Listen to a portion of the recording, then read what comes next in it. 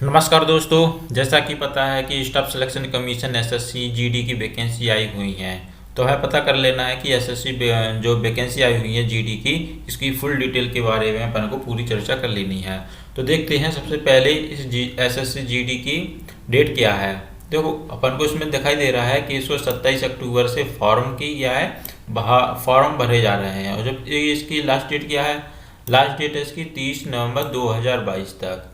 और exam fees कब तक पे करनी है इसकी, 1 दिसंबर 2022 को इसकी एग्ज़ाम फीस पे करनी है। अब एग्ज़ाम डेट अपना कब होगा, यानी कि एग्ज़ाम अपना कब होगा, तो ये जनवरी 2023 में करवाने की इनकी संभावना है। यानी कि जनवरी 2023 में ये पेपर करवाएंगे। एडमिट कार्ड कब आ जाएंगे, तो एडमिट कार्ड एग्ज़ाम होने से पहले 15 दिन पहले वो एग्ज़ाम की एडमिट कार्ड निकाल देंगे। अब इसके बारे में अपन और चर्चा करेंगे। तो देखो, फॉर्म भरते समय अपन को क्या क्या लगेगा, तो 100 रुपये तो वो फीस लगेगी फॉर्म भरवाने की। और जबकि SC ST के लिए कोई फीस नहीं है, जबकि ऑल कैटेगरी फीमेल के लिए कोई फीस नहीं है। और पे the exam fees through the debit card, यानी कि जो आपका जो फीस हैगी वो ऑनलाइन के थ्रू होगा। जो भी फार्म है आपका ऑनलाइन थ्रू भरा जाएगा। अब सबसे ज़्यादा इम्पोर्टेंट बात यह है कि एसएससी जीडी कांस्टेबल के लिए एज लिमिट क्या है। तो मिनिमम एज लिमिट क्या है, 18 साल है। कितनी साल, 18 साल। और अधिकतम कितना होना चाहिए, अधिकतम होना चाहिए 23 साल। लेकिन इसके लिए भी कुछ छूट दी गई होती हैं, उनके बारे में है। जैसे कि SC और ST के लिए 5 साल की छूट है और OBC के लिए 3 साल की छूट है। इसके अलावा भी और भी छूट दी जाती हैं जो गवर्नमेंट के और भी रूल होते हैं उनके अनुरूप दिए जाते हैं।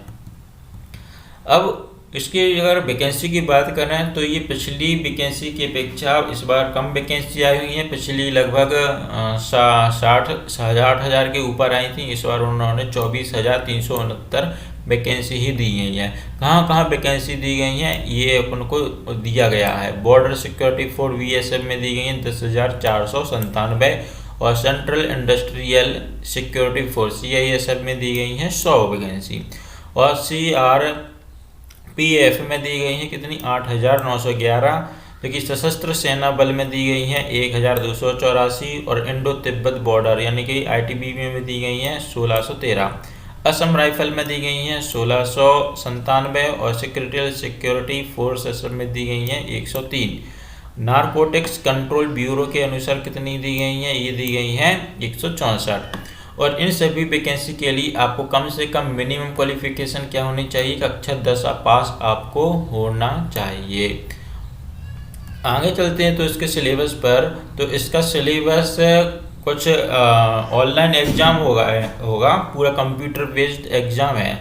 देखो, कंप्यूटर बेस्ड एग्ज़ाम में उन्होंने क्या क्या कहा है कि पूरा कंसिस्ट ऑब्जेक्टिव टाइप का होगा। ठीक है, पेपर कंटेनिंग 80 क्वेश्चन। और पेपर में कितने क्वेश्चन पूछे जाएंगे, 80 क्वेश्चन पूछे जाएंगे। और हर क्वेश्चन दो नंबर का होगा। ठीक है, अब उसमें और भी दिया गया है कौन कौन से पार्ट हैं। तो ये पहला पार्ट है जनरल इंटेलिजेंट एंड रीजनिंग, यानी कि आपका रीजनिंग आएगी। और रीजनिंग से संबंधित कितने क्वेश्चन पूछे जाएंगे, तो 20 क्वेश्चन पूछे जाएंगे। और ये एक क्वेश्चन 2 नंबर का, तो ये कितने अंक के हुआ टोटल, ये 40 अंक के हो गए हैं। ठीक है, और जनरल नॉलेज के क्वेश्चन पूछे जाएंगे, 20 क्वेश्चन जनरल नॉलेज के पूछे जाएंगे। और ये टोटल हो जाते हैं 40 मार्क्स के। और एलिमेंट्री मैथमेटिक्स यानी गणित आपका हो जाएगा 20 नंबर का और टोटल मार्क्स हो जाएंगे 40 नंबर के। और हिंदी या इंग्लिश, इन दोनों में से आपको या तो इंग्लिश का पेपर चूज़ करना पड़ेगा या हिंदी का। तो दोनों में से आपको ये एक भाषा सेलेक्ट कर सकते हैं और 20 क्वेश्चन इसके पूछे जाएंगे। और इसमें से इसके हिसाब से तो 40 मार्क्स ही हो जाएंगे। इन सारे पार्ट यानी कि पार्ट A, पार्ट B और पार्ट C, पार्ट D, इन चारों पार्ट के लिए आपको टोटल 60 मिनट का टाइम दिया गया है। यानी कि आपको 60 मिनट यानी 1 घंटे में आपको 80 क्वेश्चन सॉल्व करने हैं।